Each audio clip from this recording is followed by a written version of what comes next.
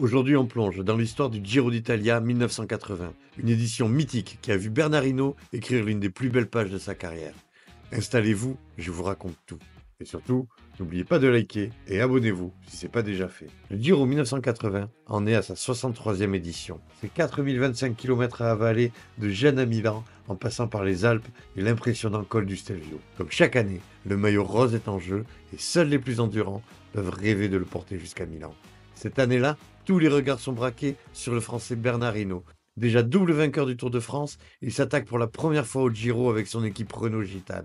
Mais attention, la concurrence italienne est féroce. Le vainqueur 1979, Giuseppe Saroni, ainsi que Vladimiro Panizza, Giovanni Battaglin et Giambattista Baronchelli sont bien décidés à défendre leur territoire, à mener la vie dure aux petits Français. Le contexte est électrique, les équipes italiennes s'allient souvent contre les étrangers et la pression populaire est immense. Mais avant le départ, Hinault s'est rendu discrètement sur la tombe de Fausto Coppi, la légende italienne.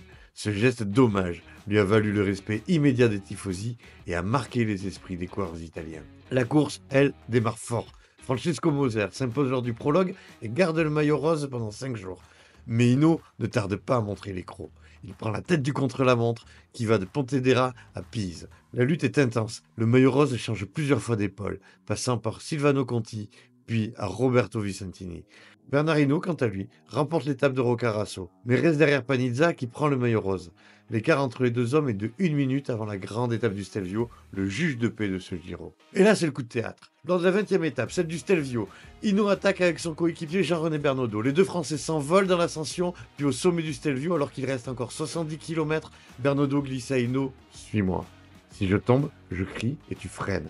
Sinon, tu passes plein pot. » Sur une portion de route transformée en chemin de terre, Bernaudot fonce à toute allure. Bernard Hinault prend un peu de recul, prêt à réagir au moindre incident, mais grâce à cette complicité et à une descente d'anthologie, ils creusent l'écart et font basculer le Giro en leur faveur, creusant ainsi un écart décisif de plus de 4 minutes sur Panizza. Bernaudot remporte l'étape, Bernard Hinault s'empare du maillot rose et le conforte dès le lendemain lors du contre-la-montre de 50 km menant à Turbigo.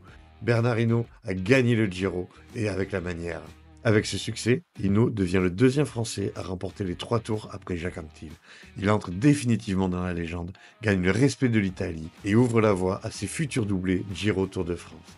Cette victoire, cette exceptionnelle victoire, prouve sa capacité à s'imposer dans un contexte difficile face à une concurrence locale redoutable.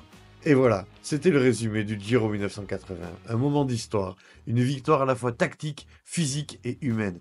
Si vous avez aimé ce récit, pensez à liker, commenter et vous abonner pour plus d'histoires de cyclisme sur Cyclistoire. À bientôt!